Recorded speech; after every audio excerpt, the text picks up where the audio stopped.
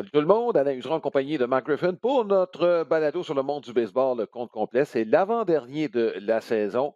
Marc, j'aurais voulu qu'on parle d'entrée de jeu des joueurs autonomes. L'actualité étant ce qu'elle est, il va falloir s'attarder un peu à ce qui se passe dans les négociations entre les joueurs et les propriétaires. On est en lockout. C'est dans l'entre-saison. Donc, je ne sais pas s'il y a lieu de s'inquiéter de ton côté. Moi, le seul commentaire que je vais vous dire, Marc, c'est que tu as déjà émis la même opinion, c'est que compte tenu de la diversité du divertissement, si je peux dire, là, qu'on peut nous offrir pendant l'été, à partir du mois d'avril, en fait, et en fait, tout le temps de l'année. Je vois très mal le baseball majeur pas commencer la saison au moment prévu. Ben, il n'y a aucun doute là-dessus. S'il y a une chose que je pense j'espère qu'on a appris de 94, il y a quelques éléments, là, mais certes, euh, et tu sais, rappelle-toi, 94, on n'avait même pas de contrat de travail. On avait quand même Oui, commencé la saison et ça a donné évidemment ce pouvoir-là, je ne sais pas si on peut l'appeler oui. pouvoir aux joueurs de dire au mois d'août, c'était terminé. Euh, Écoute, Alain, le contexte est différent, là. J'avais espoir qu'on avait pris un peu de maturité au fil du temps, qu'on apprend du passé. Mais là, je m'aperçois que, Alain, 1994, c'est loin. La plupart des joueurs là, qui sont présentement là, Oui. dans l'association des joueurs, 1994, il n'y a personne qui se souvient de ça, ou presque.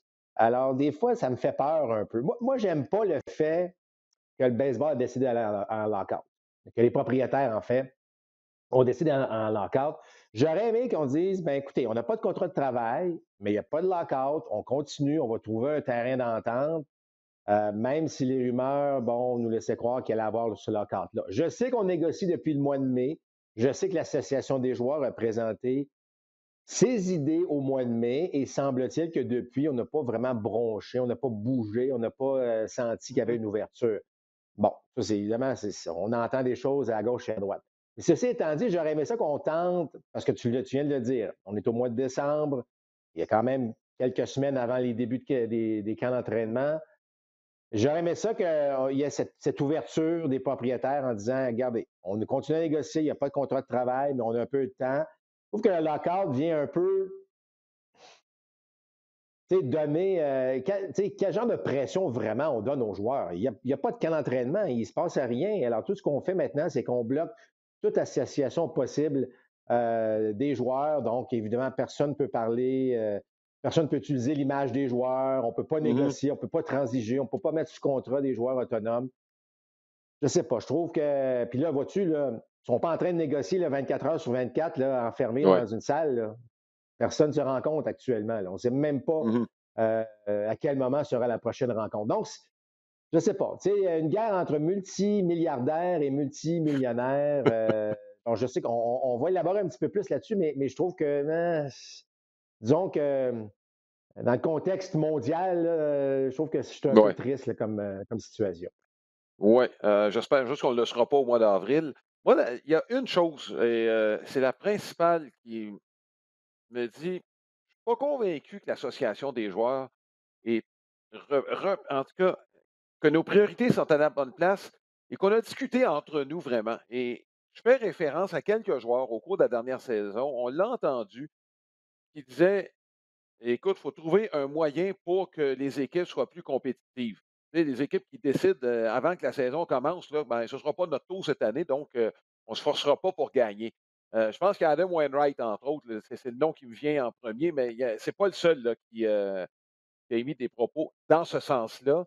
Je ne vois pas cette volonté-là du côté des joueurs. Moi, écoute, le plancher à 100 millions, il attendrait davantage parce que présentement, j'ai l'impression que du côté des joueurs, ce qu'on tente de faire, oui, gagner en autonomie. Tu en as déjà parlé, la structure salariale actuelle fait en sorte que les joueurs ne sont pas rémunérés comme ils le devraient selon leur performance. Et on le sait, au cours des 3 premières années, Ronald Acuna peut être celui qui transporte son équipe. Puis il va être payé au salaire minimum, ce qui n'a aucun sens à mes yeux. Puis bon, tu sais, fait que j'ai l'impression que ces aspects-là, côté des joueurs, on les laisse un peu de côté. Tout ça pour garder les salaires le plus haut possible pour les meilleurs. On va me dire, à la base, ça va les servir. Non, tant que tu as pas 3 ans, ça ne te servira pas, là. Puis tu sais, Alain, j'adore Max Scherzer, ça semble être un bon gars, populaire partout où il passe. Mmh. Mais lui, il est disons, un puissant dans l'association des joueurs. Il est Ouais. impliqué là, dans l'association des joueurs. Mmh. Il va faire 43 millions par saison au cours des 3 prochaines années. Mmh. Écoute, Alain, 45 des joueurs du baseball majeur font 1 million et moins. Ben oui. C'est 75 des joueurs font 5 millions et moins. Ils ne font pas pitié, là, mais ils Non, font non. 5 millions et moins. Tu as 2 des joueurs qui font 25 millions et plus, mais qui représentent un très haut pourcentage, finalement, des dépenses quand même. Exact. Alors, le problème est beaucoup plus là. Tu sais, est-ce que, Max, est-ce qu'on peut se contenter de 25, 20 millions par année? C'est pas pire, ça? Puis on peut-tu répartir ça un petit peu mieux? Moi, je trouve que c'est là le nerf de la guerre. C'est que entre les joueurs, tu sais, les propriétaires, ils sont pas blancs comme neige. Je suis pas en train de dire que je prends pour les Mmh. propriétaires. Ce que j'essaie de dire, c'est que je regarde les contrats signés là, depuis le début de l'ouverture des marchés des joueurs autonomes. Là, il y en a de l'argent. Oui, tu vas me dire que ce sont les meilleurs joueurs, mais ils ont de l'argent, Mmh. de toute évidence. On a signé pour des milliards de dollars là, déjà en contrat. C'est juste, la structure fait que c'est mal Ouais. réparti tout ça. Est-ce que les meilleurs doivent avoir plus d'argent? Absolument. C'est eux qui attirent et Mmh. j'ai pas de problème, ce sont des gros noms. Mais là, l'écart se creuse considérablement entre le bon joueur et l'excellent joueur. Écoute, tu sais, je veux dire, on parle de 20 millions de différences à certains Ouais. égards entre. Tu sais, alors, c'est là, je trouve qu'il devrait y avoir une. Et c'est là que l'association des joueurs m'inquiète dans leur Mmh. attitude vis-à-vis Ouais. ces négociations-là. Euh, je trouve que je ne sens pas. Je te dis, encore une fois, je ne dis pas que les propriétaires sont blancs comme neige. J'aime pas Ouais. l'attitude de Manfred. J'ai regardé la conférence de presse. Je le trouvais bon, très arrogant dans ses propos. Est-ce que c'est le ton Mmh. qu'on doit donner? Vraiment qu'on n'a pas été là dans les négociations. Donc, peut-être qu'on comprendrait mieux son arrogance si on était à la table des négociations et on dirait hey, ça n'a Ouais. pas de bon sens ce qui se passe. Peut-être que c'est ça. Mais à la vue du public, je trouve que ça sent pas bon. Je pense pas qu'on est si loin que ça, ceci étant dit, là, pour s'entendre, mais ça Ouais. reste que je trouve ça extrêmement déplorable de voir cet écart creusé entre les salaires puis je termine là-dessus, Alain, en disant que tu sais, il ne faut pas que tu règles tout dans une convention collective. Mmh. Tu sais, réglons un problème majeur, mais tu sais, on a l'impression là, que cette convention collective-là va révolutionner, va changer. Mmh. Allons pas là, là. Réglons un peu de problèmes au niveau financier, parce que c'est clair que c'est ça Mmh. le nerf de la guerre. Réglons quelques problèmes peut-être de réglementation ici et là. Entendons-nous sur des choses. Mais je ne pense pas qu'il faut s'attendre à régler complètement Ouais. tous les problèmes financiers ou en termes d'autonomie de joueurs, d'arbitrage, de salaire minimum. Je pense qu'à un moment donné, il va falloir trouver, se dire, regarde, on va le faire sur une longue période, là, mais la prochaine convention, c'est les 4 ou 6 prochaines années, dépendamment de la durée, ben, qu'on règle au moins un aspect important de tout ça. Ouais. Ouais, bon, je vais terminer en disant, Marc, c'est l'histoire qui se répète, hein, le niveau de confiance entre les propriétaires et les joueurs, depuis que Marvin Miller a pris le contrôle de l'association des joueurs, n'a jamais été très élevé. Au début, les propriétaires qui regardaient Miller de haut, eux, donc il leur a appris comment ça se faisait du syndicalisme, bien informé. Et c'est la chose qui m'inquiète, c'est ça. Et Marc, l'exemple vient de la NFL. C'est pas pour rien qu'on est premier, c'est parce que toutes les équipes ont une chance de gagner. Je ne te dis pas qu'il faut être complètement comme la NFL avec des contrats non garantis et tout ça. Je pense qu'il y a moyen d'avoir un partenariat. C'est de cette façon-là que le baseball va reprendre sa place parce que, Marc, on le sait, la moyenne d'âge des gens qui regardent, ça, c'est de la faute du baseball majeur, Marc. Il y a une génération de jeunes qui n'a pas été capable de voir la fin d'un match de série mondiale parce que ça fait lit trop tard. Bon, enfin, les amoureux de baseball souhaiteraient que ça se règle et finalement, qu'on puisse, en tout cas, parler de baseball. Joueur autonome, je ne sais pas si on va avoir assez de temps qu'on nous alloue, mais on va commencer. Est-ce que les Rangers du Texas ont volé le show? Bon, il y a toute évidence. Écoute, on a parlé des fameux joueurs d'arrêt-court disponibles, parce que Semien faisait partie de la liste de joueurs Ben oui. d'arrêt-court. Il avait lui-même mentionné le fait qu'il voulait retourner à l'arrêt-court. Et eux en signent deux. Écoute, Je veux dire, les Rangers du Texas ont déjà signé un gars de 252 millions pour 10 ans. Ça n'a pas nécessairement fonctionné il y a quelques années. Bon, est-ce que les Rangers ont une bien meilleure équipe aujourd'hui qu'à la fin de la saison dernière? Bien, absolument. On se retrouve peut-être avec les deux meilleurs joueurs. Peut-être pas les deux meilleurs joueurs, mais certainement une des meilleures combinaisons à Réco au deuxième but, là, Ouais. avec Sémine au deuxième et Seager à la Réco. Mais ce qui peut être un peu triste dans ça, Alain, c'est que là, les Rangers, malgré tout ça, même si John Gray s'est ajouté à la liste là, Ouais. comme lanceur, ne peut pas considérer les Rangers comme favoris encore dans cette division-là, malgré l'ajout. Donc, il y a beaucoup de travail encore à faire autour. Mais tu sais, Alain, les joueurs autonomes, là, il y a des contextes. Bon, Max Scherzer a signé avec les Mets de New York. Les Mets ont joué à New York. On se devait de faire un grand coup. On a un nouveau propriétaire qui est prêt à dépenser. C'est New York. Bon, on peut comprendre ça. Texas, rappelle-toi, nouveau stade, pandémie, personne dans le stade.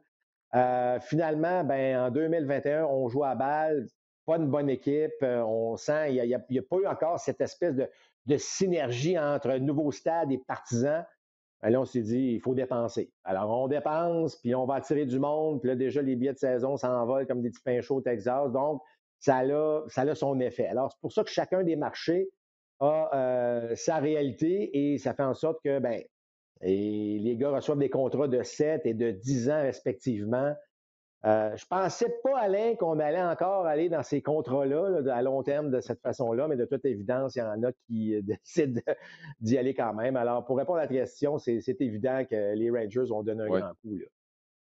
Ouais écoute, ça va prendre plus de lanceurs, ça, c'est sûr. John Gray, écoute, John Gray, je sais que, bon, moins de publicité que son homonyme, entre autres, mais il n'est pas considéré comme la crème de la crème. Sauf que ce gars-là, c'est un choix de première ronde et l'année qui a été repêché, il était considéré comme un gros, gros prospect. Et le fait de changer l'atmosphère dans tous les sens du mot pourrait l'aider. Bon, écoute, Alain, je vais donner deux noms, Kevin Gossman puis Robbie Ray. C'était des choix, tu sais, dans le cas de Gossman, choix de première ronde. Euh, Mmh. bon, les Orioles, à un moment donné, ont peut-être manqué un peu de patience ou ont été, peu importe, Mmh. bon. Finalement, il se retrouve à 30 ans à connaître la meilleure saison de sa carrière. Ce que je veux dire par là, c'est que prendre une chance sur un gars comme Gray, je pense que c'est un beau défi qu'on se donne parce Mmh. que l'histoire de Ray, l'histoire de Gossman fait en sorte que là, les gars, bon, qui normalement devaient connaître de bonnes carrières, étant donné, bon, leur rang au repêchage et tout ce qu'on pensait d'eux, peut-être qu'on donne la chance un peu plus à ces gars-là, ou en tout cas, peut-être que ça nous ouvre une porte et que si on développe quelque chose avec lui, on trouve une faille dans son élan, oups, est-ce que ce gars-là peut devenir un lanceur dominant? Il y en a deux lanceurs, Ray et Gossman, qui sont des exemples parfaits récents de gars qui se cherchaient, puis que finalement, oups, Mmh. écoute, les deux s'en vont chercher des contrats de plus de 100 millions de dollars. Donc, moi, je trouve que John Gray est un très bon pari pour les Rangers du Texas. Bon, on va rester dans l'Ouest américaine parce que les, Mariners de Seattle ont, mis sous contrat Robbie Ray. L'autre acquisition chez les Mariners de Seattle, c'est Adam Fraser par le biais d'une transaction, puis je veux savoir, ça signifie quoi pour Abraham Taureau? Bon, écoute, c'est la grande question. Je sais qu'Abraham ne s'en fait pas trop avec ça. Mmh. Inévitablement, est-ce qu'on le positionne déjà au troisième coussin? Est-ce Ouais. que c'est là qu'on s'en va ou est-ce qu'on le laisse au deuxième et qu'on. Écoute, ce que j'aime dans le cas de cette transaction-là, c'est que ça donne à Scott Service un, un peu de marge de manœuvre. On sait que c'est un peu Mmh. la mode dans le baseball d'aller chercher des joueurs qui sont capables de jouer un peu partout. Est-ce que, dans le cas de Frazier, on est capable aussi de le bouger un peu? Euh, Parce que je ne pense pas que Cal Seager sera de retour avec les Mariners de Seattle. Est-ce Mmh. qu'on donne. Parce que, à entendre parler, plusieurs experts, beaucoup aiment Abraham Toro, à bien des égards. Frappeur ambidex, il a bien fait l'an dernier. Peut-être pas autant de puissance qu'on souhaiterait si c'est un joueur de troisième but, mais ça reste une belle polyvalence. J'espère juste que dans le cas d'Abraham et des Mariners de Seattle, c'est que on n'en fait pas un réserviste de luxe. Là. On sait, rappelle-toi l'étiquette qu'on lui avait donnée à Houston. J'espérais qu'on ne la garde pas sur Abraham Toro et finalement, ben, se retrouve avec Seattle puis s'est mis en marche comme joueur régulier. J'espère que c'est suffisant ce qu'il a offert aux Mariners l'an dernier pour lui donner au moins la chance de commencer la saison avec un poste régulier. Mais ta question est extrêmement pertinente. On se l'est tous Ouais, posé lorsque la transaction a été annoncée, là. ouais. Est-ce que l'aubaine, et là, dans le contexte baseball, là, je veux juste, le préciser parce qu'on parle beaucoup de beaucoup d'argent, n'est-ce pas, dans baseball.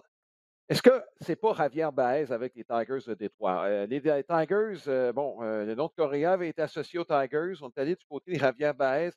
Quand je dis aubaine, je veux le mettre dans bon, contexte baseball, mais dans le contexte, est-ce que les Tigers ont mis sous contrat le Javier Baez qui a passé la fin de la saison avec les Mets de New York? Autrement dit, ce qu'on a vu de lui, ça fait longtemps qu'on attend des ajustements au bâton de Javier Baez et ce qu'on a vu dans le dernier mois, il ne l'a jamais fait avant. C'est-à-dire plus de patience au bâton, plus de buts sur balle. Il a gonflé son MPP au-dessus de 900. Excuse Marc, mais si Baez continue, là, on est dans la catégorie de Carlos Correa comme arrêt court. Ben, c'est le pari que les Tigers se sont donné, absolument. Écoute, Baez, je pense, aurait aimé rester avec les Mets de New York, mais c'est un beau défi qui s'offre à lui avec les Tigers. Les Tigers sont remplis de jeunes lanceurs actuellement. Ça pousse beaucoup. Ça prenait des joueurs de position pour venir supporter peut-être ce qui s'en vient. C'est un beau pari pour un gars comme Baez. On sait que le joueur d'arrêt court, sur un terrain de baseball, c'est un peu le capitaine. Hein? Pas parce qu'il est impliqué dans tous les jeux. C'est un poste clé. Baez vient de se donner peut-être effectivement une belle chance d'amener les Tigers à un autre niveau. On connaît la centrale de l'américaine, il y a toujours des ouvertures, même si les White Sox semblent avoir la meilleure équipe. Il y a toujours une espèce d'ouverture. Moi, je pense que c'est un beau pari pour les Tigers de Détroit d'avoir un Javier Baez. Et tu as raison. J'espère que je dirais pas mini-discipline, mais parce que bon, l'échantillon n'est pas tellement long, mais que cette nouvelle discipline de Baez puisse se poursuivre parce que tu as raison de dire, Alain, si Baez soutire un peu plus de buts sur balle, tu sais, soutirer plus de buts sur balle, ça veut dire souvent de regarder aussi des tirs qui te donnent des comptes favorables. Ouais. Écoute, rappelle-toi, lorsqu'on regardait Baez, tu as l'impression qu'il était toujours aucune balle de prise. Mais si ce gars-là se met à avoir des comptes de 2 balles, aucune prise, 3 balles et une prise de façon plus constante, et que là, on le défie, c'est là qu'il va devenir extrêmement dangereux, ou sinon, aller évidemment situer le but sur balle, et là, sa Ouais. vitesse rentre en ligne de compte. Alors, c'est certain que si Baez garde la discipline qu'il a eue avec les Mets, il apporte ça aux Tigers, ça peut devenir bien, bien intéressant pour Détroit, ça. Écoute, on va s'en aller dans l'Est de l'américaine. Des Blue Jays, on a parlé de Kevin Gausman, va remplacer Robbie Ray. Bon, Steven Matz est parti. Donc, ça fait quand même 2 lanceurs, mais on est allé chercher un droitier. Moi, c'est ça que je pense qu'on était dû pour aller en chercher un, là, parce qu'on avait quand même, bon, on avait Ryu, on avait Ray, on avait Matt. Bon, et de ce côté-là, chez les Blue Jays de Toronto, Sémien, est-ce que tu es à l'aise avec Kevin Biggio au deuxième but? Moi, j'aimerais ça qu'on lui donne sa chance. Frapper premier, c'est un gars qui s'est toujours rendu sur les buts. On ne lui demande pas de frapper 20-25 coups de circuit. Rends-toi sur les buts, tu vas faire ton travail. Ben, écoute, Alain, je vais répondre à ta question. Je vais juste revenir rapidement sur Robbie Ray et Mhm. Gossman, parce que beaucoup de gens nous posent la question, bon, est-ce que tu préfères Ouais. Ray ou Gossman? Euh, Écoute, j'ai beaucoup aimé ce que Robbie Ray a fait l'année dernière. Je pense que tout le monde l'a fait. Mhm. Mais je pense pas que les Giants, que les Blue Jays sont perdants dans ça. Moi, j'aime beaucoup OK. Gossman. Il a développé cette balle fronde. Tu as parlé du fait qu'il est droitier. C'est un beau pari. Il ne faut pas oublier que dans tout ça, c'est la transaction qui avait amené Berrios, qui, en plus, on le met sous contrat à long terme, qui va probablement aider plus Mhm. les Blue Jays dans toute cette espèce de discussion sur cette équipe-là. Et ça vous donne évidemment avec Manoa et Injun Ryu, bon, certainement un personnel de partant intéressant. Ouais. Dans le cas de Biggio, je suis un peu du même côté que toi, Alain. Je pense qu'on doit lui donner une chance. Là, je sais que les gens vont dire ah, écoute, Mhm. on passe de Semien qui en frappe 40 de l'autre côté à un Biggio. Ouais. Je comprends. Mais si tu regardes la façon dont la formation est bâtie, là, bon, il y a de Mhm. la puissance. Guerrero est encore là, évidemment. Et Oscar est toujours là. Springer devrait jouer de façon régulière. Beau Bichette va continuer à développer sa puissance. Est-ce que tu as besoin de 9 frappeurs de puissance dans un rôle offensif? Tu comprends? Alors, tu as besoin de gars qui se rendent sur les buts, qui peut frapper des doubles, des triples, voler des buts. Il est bien meilleur au deuxième qu'il est au troisième. Il ne s'est jamais vraiment senti à l'aise. Donc, Mhm. en ce moment, puis Alain, on en a déjà parlé il y a plusieurs semaines, je dirais même plusieurs mois, mais allons chercher un troisième but. Tu sais, on parlait de Kyle Seager. Ben oui. Tu sais, un vétéran qui est encore capable, d'après moi, d'aller frapper un 25-30 coups de circuit. Alors là, tu vas aller appuyer ce que Simeon peut-être Ben avait oui. fait parce que les gens disent, tu sais, tu regardes au troisième but l'année dernière chez les Blue Jays, en termes de puissance, je parle.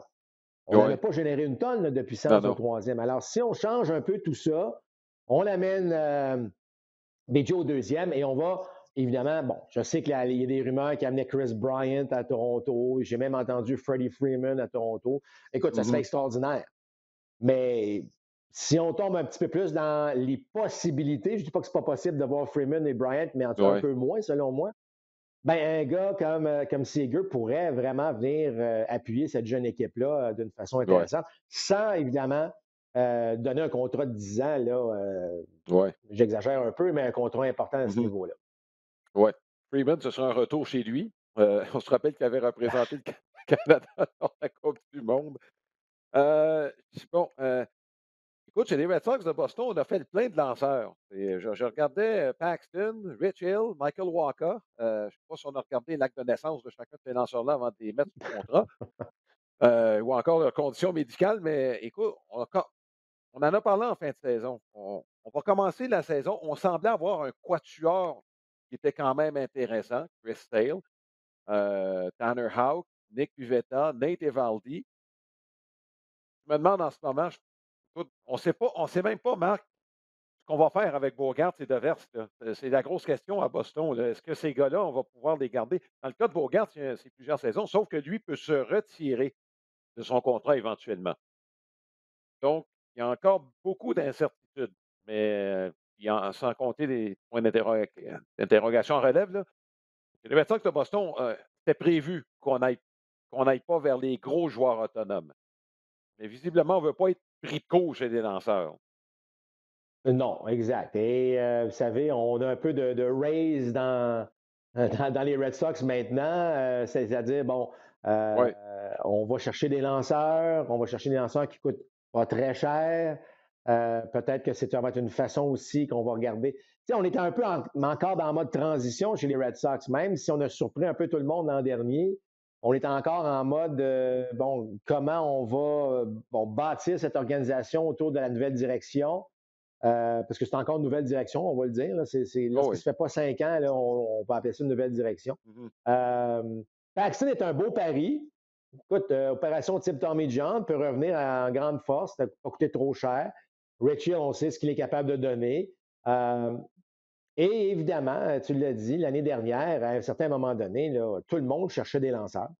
Alors là, on s'est dit, on fait le plein de lanceurs et on se peinture pas dans le coin avec des contrats lourds, contrats qui vont être lourds à supporter au cours des prochaines Oui, années. Donc, ça semble être la philosophie des Red Sox actuellement, mais tu regardes les Yankees, les Red Sox, les Dodgers, les équipes n'ont pas bougé avant le fameux non. lockout. Est-ce qu'on attend peut-être une nouvelle entente, voir ce que tout Mhm. ça va donner avant d'octroyer des contrats à long terme à gauche, à droite?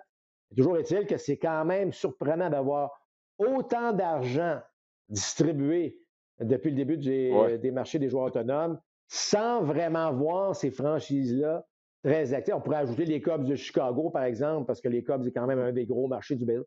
Ouais, Donc, c'est surprenant de voir que la plupart des équipes qui ont dépensé beaucoup de sous, c'est des équipes qui n'ont pas fait les séries. Ça, c'est peut-être une ouais. bonne nouvelle dans tout ce qui s'est passé. Ouais, dans le fond, c'est dans le cas des Dodgers et des Yankees, c'est qu'on ne sait pas exactement où le plafond va se situer. Puis je pense qu'on est un peu tanné de payer la taxe de luxe et on ne sait pas exactement combien on va payer à l'issue des négociations. Ça va se régler à un moment donné. On ne sait pas quand, mais ça va se régler. Donc, moi, j'ai l'impression qu'il y a un peu de ça dans la décision des Dodgers. Chris Taylor Ouais. semble revenir. Euh, juste revenir aux Red Sox de Boston, es-tu surpris du retour de Jackie Bradley? Ben, je pense qu'on a réalisé quand même que jouer au champ-centre au Fenway Park, c'est unique. Et je sais pas, moi c'est un Hunter Renfroe, c'est un joueur que j'aime bien, Ça n'a pas été très bien en série pour lui l'an dernier. Est-ce Non, que c'est non. ça qui a fait en sorte qu'on s'est dit chez les Red Sox, on va aller ailleurs? Mais oui, oui, je suis surpris de voir Bradley Junior retourner. Évidemment, parce qu'il n'a pas connu une très bonne saison en attaque, mais on connaît ses talents en défense. Et là, je pense qu'on veut prioriser. Euh, tu sais, on va chercher, tu as parlé du quatuor de partant, tu as parlé des lanceurs qu'on va chercher. Si on a un gars qui peut pogner la balle au champ centre, au Fenway Park, il peut vous gagner quelques matchs dans une saison. Donc, c'est peut-être là que le pari qu'on s'est donné du côté des Red Sox de Boston. Ouais, Kiki Hernandez, pourtant, semblait à l'aise. Bon, on l'avait en série. Il n'a pas d'expérience de Bradley au champ-centre. Il a quand même réalisé de beaux jeux. Bon, ses qualités athlétiques faisaient en sorte qu'il faisait quand même un boulot qui est acceptable. On fait quoi avec Kiki? Parce qu'il va jouer régulier l'année prochaine, lui-là. Est-ce qu'on le met au champ droit? Il me semble que ce serait un gaspillage de ses qualités athlétiques. Au deuxième but, Ben, je il ne le faut vois faire. pas, Marc, pour la simple et bonne. Il y a Jared Duran là, qui va probablement avoir plus de temps de jeu. Écoute, tu sais, Alain, il y a des statistiques avancées, mais il y a aussi des données sur les départs, tu sais, des voltigeurs, la qualité de Oui. départ, la qualité de réaction. Et tu as raison de mentionner que Kiki Hernandez a des qualités athlétiques probablement au-dessus de la moyenne. Mais la qualité de ses départs, la Ah oui. qualité Oh, de son chemin à se rendre à la balle, tu sais, le fameux jeu spectaculaire, là, mais qu'on ne voit pas le départ, là, ben ouais, c'est ça. tu sais, il compense, il va l'attraper, il va dire, écoute, le résultat final, c'est que je l'ai attrapé, mais c'est un catch qui aurait pu être, mettons, plus facile. On l'a Oui. rendu compliqué. Donc, c'est peut-être là on s'est dit, c'est peut-être pas la solution en défense. J'enlève rien, là. C'est un excellent joueur, un excellent athlète. Mais Mhm. effectivement, il va falloir jongler avec ça parce que, tu sais, on a quand même échangé Hunter Renfro là, dans toute Oui, euh, oui. dans toute cette transaction-là. Donc, si on échangeait Renfro, qui est un joueur régulier, ben selon moi, et c'est sûr que Bradley Junior s'en va jouer au champ-centre pour les Red Sox en 2022. Là. Donc, Hernandez va jouer quelque part, c'est juste pas où au moment où on se parle. Comme je le mentionnais, il y a quelques joueurs quand même. Regarde, c'est de verse. En tout cas, regarde, on va voir ce qui va se passer de ce côté-là. Euh, les Yankees de New York, ils n'ont pas bougé. Et je pense que l'histoire d'attaque, Marc, fait en sorte qu'on n'a pas trop bougé. La question qu'on se posait, est-ce que Gary Sanchez va recevoir son offre qualificative? La réponse est oui. Est-ce que c'est dû au pauvre marché des receveurs sur le marché des joueurs autonomes? En plein ça. Ah oui? En plein ça. Ah ouais, oui, ben oui. Ben oui, parce que moi, je pense que comme la patience a ses limites à un moment donné. Là. Pardon, mais écoute, le marché est très faible chez les receveurs. Très, très, très Bon, faible. Pourtant, puis je fais juste une petite parenthèse, là. Euh, bon, les Cubs vont signer Yann Gomes et bon, on a oui. Contreras qui est là. Est-ce que ça signifie que il y a Contreras est sur le marché? Bon, on va savoir seulement après le lockout. Mais toujours est-il que je ne suis pas surpris, évidemment, de voir les Yankees agir de la sorte. Euh, mais les Yankees, je ne sais pas si leur homme était Seager, on en a souvent parlé. Oui. Mais là, Seager est rendu avec les Rangers. On avait déjà parlé de Semien un peu. Semien est parti. Est-ce que Carlos Correa, qui est toujours là, qui a peut-être peu des mots très tendres envers Derek Jeter récemment, bon, est-ce que ça va être le mal-aimé à New York? Est-ce que Trevor Story vient peut-être un peu moins spectaculaire, mais vient. En tout cas, peu importe. Ça va être intéressant de voir ce que chez les Yankees parce que, bon, il y a plusieurs joueurs disponibles sur le marché des joueurs autonomes. Bon, Anthony Rizzo, est-ce que lui revient? On a entendu même parler de Kyle Schwarber, peut-être, avec les Yankees de New York. Mhm. Fait que, ce qui est le fun, Alain, dans tout ça, après, évidemment, le lockout, c'est qu'il y a beaucoup de bons joueurs autonomes encore disponibles. Oui. Et les Oui. Yankees et les Dodgers et les bons ont encore, évidemment, n'ont pas tellement bougé dans tout ça, ce qui va rendre le marché intéressant. Mais je ne sais pas, je ne sens pas, moi, Carlos Correa avec les Yankees. Je ne suis pas certain de ça. Je ne Mhm. sais pas exactement. D'ailleurs, s'il y a un joueur peut-être qui aurait eu avantage à signer avant le lockout, c'est peut-être Carlos Correa. Je ne sais pas si jamais, bon, les Yankees, justement, on ne veut pas payer la taxe de luxe. Est-ce qu'on veut s'en aller dans un autre contrat de 30 millions par année pendant 10 ans, alors qu'on Oui. en a déjà une coupe avec Garrett Cole, entre autres, et Stanton? Puis tu as Judge qu'il va falloir que tu mettes ce contrat rapidement. Je ne sais pas si les Mhm. Yankees vont s'en aller vers Carlos Correa. Je suis pas certain. On entend Jordan Simmons, mais là, je me dis, bon, tu sais, les Rays ont une bonne équipe, les Blue Jays ont une bonne équipe, les Red Sox sont surpris, les Yankees ne regarderont pas passer à la parade avec tu sais, des joueurs talentueux. Donc, mais je suis pas encore, je me sens pas, je sens pas que Carlos Correa est la solution s'il s'en va directement avec les Yankees de New York. Je ne sais pas pourquoi, mais Mhm. si on a un joueur à peut-être signer, ça va peut-être aller plus du côté de Trevor Story, selon moi. Euh, il y a un frappeur gaucher. J'ai l'impression qu'il va signer éventuellement avec les Yankees de New York. Le nom de Kyle Schwarber il a été associé souvent au Ouais. cours des dernières années. Peut-être pas tant là, que Schwarber s'en aille à New York et qu'il en sorte 50 par année, parce que j'ai l'impression que les gens à New York, s'ils signent là-bas, là, ils vont se dire, mon Dieu, ça va être la pétarade avec Kyle Schwarber. La seule chose, c'est que, bon, Schwarber ou Rizzo. Alors là, oui, tu y vas avec la longue balle, mais tu laisses le côté défensif coup-ci, coup-ça, là, on va le dire, dans le cas de Schwarber. Là, on l'a vu avec les Red Sox un peu l'année dernière. Tandis qu'avec Rizzo, bien évidemment, tu as moins de circuit, mais tu as un gant sûr au premier coussin. Mhm. Et là, ben, tout va dépendre qui va jouer où. Est-ce que le Maillot va jouer au troisième? Puis tu vas mettre Glaber Torres au deuxième. Ouais, Est-ce que Urshela revient? Est-ce qu'on a besoin d'un premier but qui va ramasser la balle comme il faut? Ou on se dit, ben, on y va encore avec puissance, puissance, puissance? Tu sais, ça reste que Schwarber, c'est encore un profil. Tu sais, as Gallo, qui est très bon en défense quand même, ben, pas mauvais, certes, là, mais tu as Gallo qui est là avec puissance, retrait sur des prises. Stanton est là avec puissance. Bon, pas nécessairement retrait sur des prises, mais tu vois venir, c'est encore un ouais. profil similaire avec des judges. Alors, je ne sais pas. Oui, ce serait spectaculaire. Oui, ce serait une belle solution.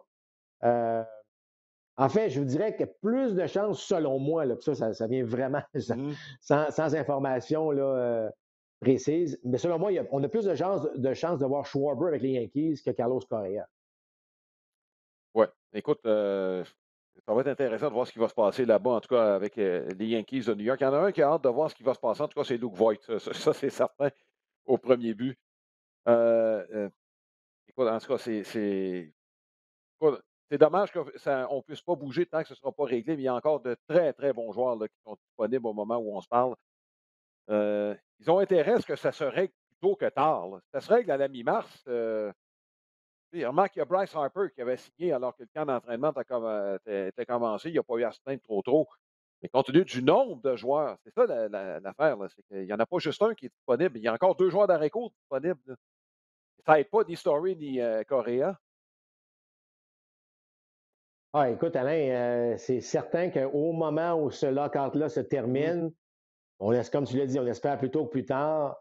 Ouais, Là, ça va devenir excitant parce que là, même, ben, tu as parlé de l'exemple de Harper, mais ça reste qu'il y en a, tu sais, on parle peut-être une dizaine de très bons joueurs, mais ouais, écoute, il y a une cinquantaine de joueurs qui cherchent des contrats encore, là, ah oui, à gauche et à droite. Donc, ça va bouger beaucoup. La pression va être sur les agents pour régler des dossiers le plus rapidement possible. Alors, ça va débouler énormément lorsque ce fameux lockout sera terminé. ouais, Euh, mais toujours est-il qu'il faut négocier, Alain, pour que ça se règle. Hein?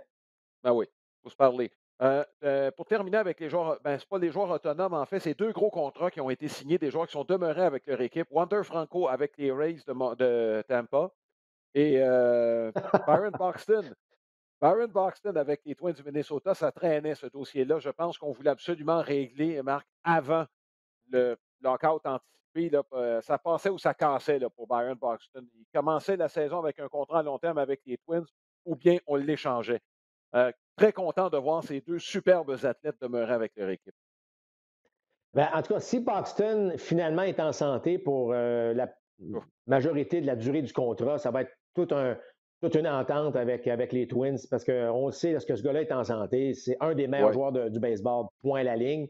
Dans le cas de ouais. Wander Franco, moi, ce que j'aime, ben, encore une fois, les Rays, très créatifs, hein, jeune qui a très peu d'expérience, on le signe à long terme. Des espèces de contrats tendance, Alain, au cours des dernières années, on voit de plus en plus des jeunes. Moi, c'est là que je pensais que le baseball allait s'en aller, où on signe des jeunes, mais tu sais, des gars de 21, 20, 21, 22 ans, on sait que quand même, tes signes pour 10 ans, tu vas les avoir dans les meilleures années euh, de leur carrière.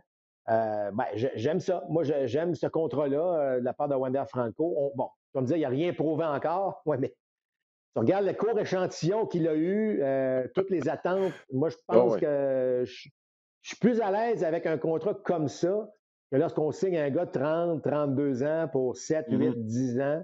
Et là, tu te dis, c'est sûr que les 3 dernières années, on va être obligé de supporter tout ça. Là, mais Ouais. deux belles mises sous contrat. Puis comme je l'ai mentionné, une belle tendance au cours des 2, 3 dernières années de signer des jeunes joueurs qui sont encore admissibles à l'arbitrage ou même évidemment à l'autonomie et qu'on garde, qu'on donne plus d'argent maintenant, quitte à peut-être en faire un petit peu moins en relation avec le marché plus tard. Moi, je trouve que ça, c'est brillant. Ouais. Ben, écoute, dans le cas de Buxton, moi, je ne sais pas si ça a été un facteur, là, mais c'est parce qu'il y a un clone avec son équipe, Nick Gordon. C'est le même profil. C'est un voltigeur rapide avec plusieurs habiletés. Ça fait longtemps qu'on l'attend. Quand on l'avait repêché chez les Twins, on était sûr d'avoir gagné le gros lot. Il y a eu des blessures et tout ça. Euh, J'imagine, Marc, tu mentionnes souvent d'avoir un modèle, puis lui, regarde, il le regarde, là, j'ai l'impression que c'est moi, là, mais plus jeune. Ouais, puis les Twins vont être patients hein, parce que si on se retrouve avec Oui, les deux éventuellement sur le même terrain, oui. ça, c'est vraiment le profil du joueur moderne. Hein? Mhm. Fort, rapide, puissant. Bon, Oui, mais on doit éviter les blessures dans les deux cas, en fait. oui, Mais les Twins, c'est un bon pari. Effectivement, c'est un bon contrat oui. parce qu'un Buxton aller en santé, C'est avec les chiffres qu'il est capable de donner, là, c'est assez, ça peut être assez spectaculaire à ce niveau-là. bon, Marc, on va terminer avec les 6 nouveaux membres du Temple de la Renommée qui seront honorés l'été prochain. Je vais les nommer, pas dans, c'est dans n'importe quel ordre, ce n'est pas par importance. Gil Hodges, Tony Oliva, Minnie Minoso, Jim Cott, Buck O'Neill et Bud Fowler. Bon, Marc, je ne sais pas si tu as une connaissance de ces 6 joueurs-là. Tu pourrais peut-être élaborer tantôt. Là.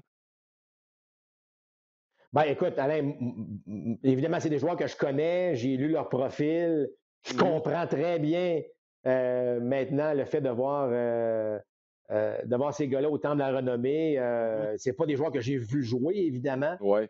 mais tellement riche en histoire, le baseball, que de lire sur ces gars-là, de lire les critiques, de lire ce qu'ils ont accompli.